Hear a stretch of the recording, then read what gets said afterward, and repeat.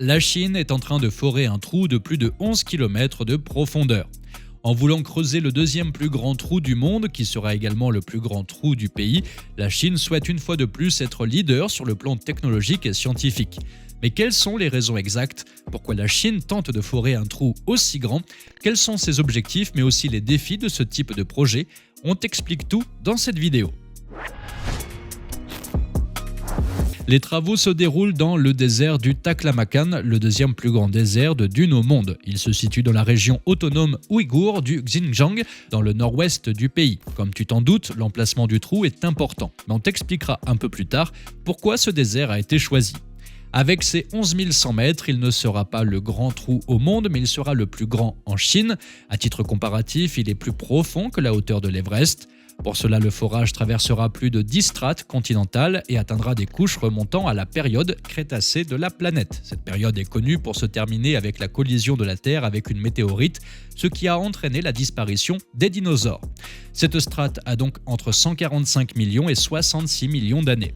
Mais le puits pourrait même atteindre des roches bien plus anciennes, d'âge cambrien et datant de plus de 500 millions d'années. Incroyable, non? Le forage a commencé en juin 2023 et il devrait durer 457 jours et coûter plusieurs centaines de millions de dollars. Durant toute la durée du projet, plus de 2000 tonnes d'équipements et de machines seront utilisées. La Chine explique ce projet par deux raisons principales. Premièrement, comme de nombreux autres pays, l'Empire du Milieu souhaite réduire sa dépendance aux importations de minerais, métaux et hydrocarbures et ainsi devenir plus autonome. Ce forage permettra donc de trouver plusieurs matières premières extrêmement utiles.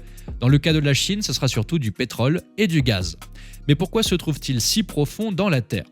En fait, le pétrole et d'autres matières organiques fossiles se forment dans la Terre au fil de millions d'années par un processus géologique complexe. Dans un premier temps, il y a une accumulation de matières organiques qui sont riches en carbone. Au fil du temps, de nouvelles couches de sédiments minéraux s'accumulent au-dessus des matières organiques. La pression ainsi que la chaleur deviennent alors de plus en plus fortes, ce qui fait que les matières organiques se transforment en une substance appelée kérogène qui petit à petit se transforme en hydrocarbures grâce à un processus de transformation chimique appelé pyrolyse. Bien sûr, cela prend des millions d'années. Les gisements d'hydrocarbures sont généralement à des profondeurs inférieures à 5000 mètres, mais celles à des profondeurs extrêmes se trouvent généralement dans des zones marines, comme les océans où les couches de roches et de sédiments sont plus épaisses, mais aussi dans certaines zones terrestres, comme les bassins sédimentaires profonds. En Chine, c'est la Sinopec qui s'occupe de ce type de travaux. Son nom complet est la China Petroleum and Chemical Corporation, qui se traduit en français par Société pétrolière et chimique de Chine. Il faut savoir que l'entreprise n'est pas à son coup d'essai. En effet, elle a déjà réalisé plusieurs puits de plus de 8000 mètres dans cette région du nord-ouest de la Chine. La particularité de ce lieu est qu'il abrite le désert de Taklamakan, aussi appelé mer de la mort. Il s'étend sur 337 000 km², soit une superficie supérieure à celle de l'équateur. Il est niché dans une dépression prise entre des massifs montagneux, le massif de Tian Shan, la cordillère de Kunlu et le plateau du Tibet. Cette région est surtout habitée par des Ouïghours, mais depuis quelques années, la population de Han est en nette augmentation. Deuxième plus vaste désert de sable mouvant au monde, il est également connu pour être riche en ressources énergétiques, notamment le pétrole et le gaz naturel. C'est donc pour cela que la Chine a investi massivement dans l'exploration de ce désert. Mais ce n'est pas son seul avantage. En effet, le désert du Taklamakan a d'autres utilités importantes pour l'État chinois. Par exemple, il se trouve sur la route de la soie reliant la Chine au reste du monde. Malgré son apparence aride, certaines parties du désert du Taklamakan ont été rendues cultivables grâce à d'excellents systèmes d'irrigation. La production de coton est notamment importante. De plus, la Chine essaie d'attirer les touristes pour diversifier son économie. Comme on a dit précédemment, la Sinopec a déjà foré plusieurs trous dans la région. On peut par exemple parler du puits de pétrole de Tarim qui se trouve à une profondeur de plus de 9000 mètres. Il est actuellement le plus grand et le plus profond champ pétrolier du pays.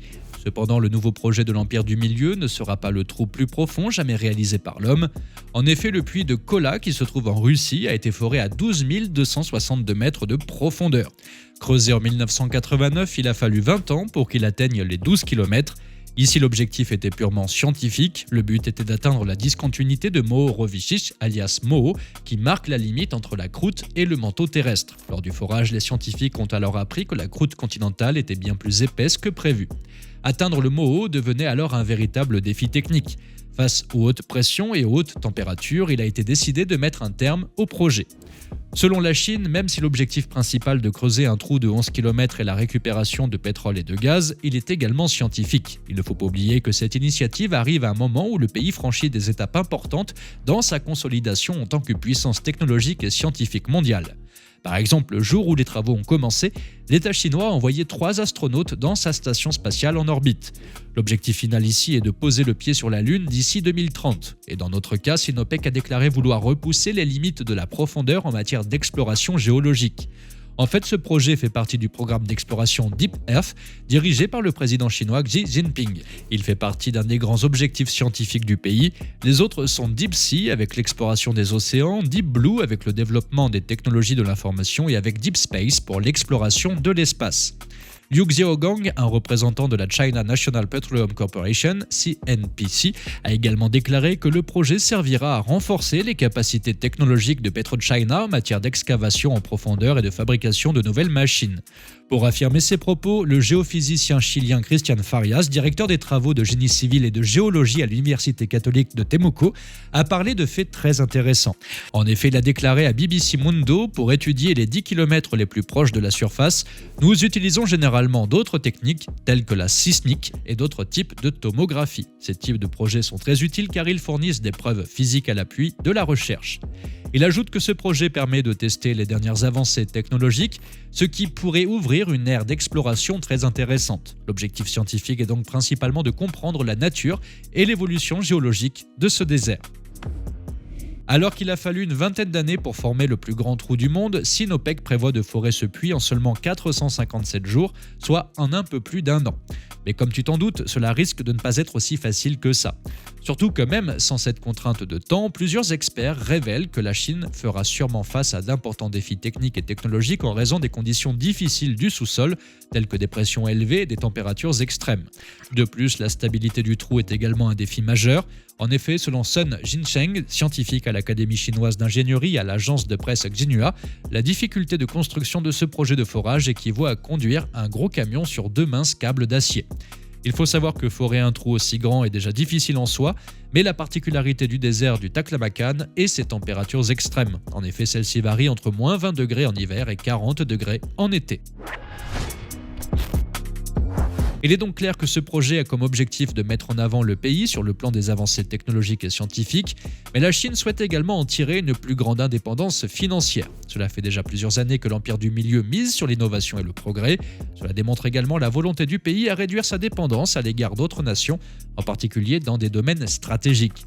L'investissement dans la recherche et le développement, combiné à des infrastructures de pointe, pourrait potentiellement renforcer la position de la Chine sur la scène mondiale, mais aussi contribuer à la croissance économique et à l'avancement de la science. Cependant, il reste de nombreux défis pour la Chine afin de réaliser ce projet.